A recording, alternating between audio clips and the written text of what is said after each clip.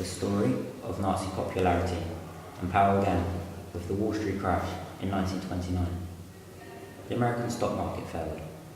As a result, American loans, which Weimar Germany were heavily reliant on, stopped.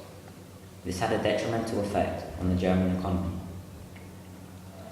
The economic and social chaos of the Great Depression was advantageous for the Nazis. Angry Germans blamed the Weimar Republic for the turmoil. Consequently, support for the Nazis rapidly increased, especially from conservative Germans who despised the decadence of the cities.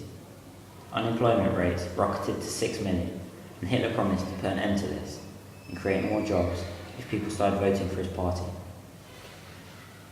In the July 1930 elections, popularity for the Nazi Party was already increasing, with 143 seats in the Reichstag, compared to 12 in the 1929 elections. This was much higher than what Hitler expected, as he only expected to get 50 to 60 seats.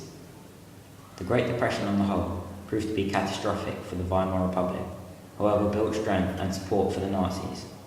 The Nazi Party became the largest political party in 1932, when they grabbed 37.5% of the votes and got 230 seats in the July 1932 elections.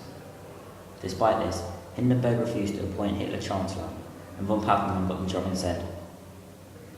And then, in the November 1932 elections that followed, the Nazis lost 34 seats, and this was called Adolf Stark is out. After this, a power struggle for chancellorship ensued between von Papen and von Schirach. Von Papen and Hitler had private talks. Hitler convinced von Papen to get Hindenburg to appoint him chancellor.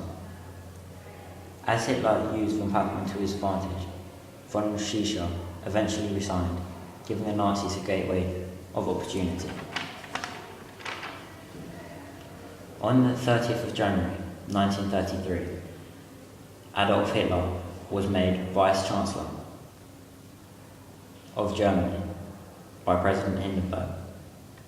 Hitler achieved this without winning an outright majority, and more importantly, without the direct use of force in a coup, like in the Munich Putsch of 1923.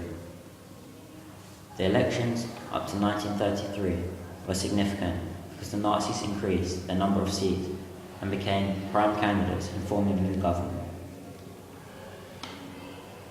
On the 27th of February 1933, the Reichstag fire took place.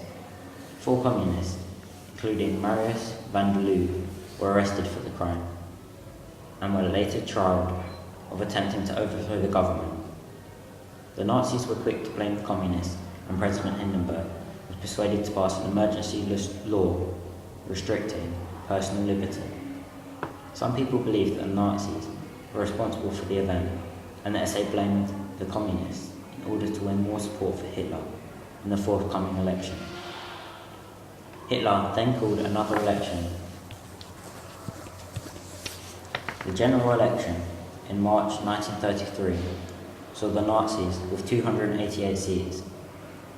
However, with only 44% of the votes, which wasn't a majority, they were still the largest party. Hitler used his emergency powers to ban communist members of the Reichstag, as well as trade unions. Police were given greater powers, and heavily armed SA men made sure that there was a high Nazi majority in the Reichstag. Hitler had the support of the Nationalists and the Central Party. The Enabling Act was the last stage of the final chapter of the story to the Nazi dictatorship. This act gave Hitler the right to pass legalization without having to obtain the support of members in the Reichstag.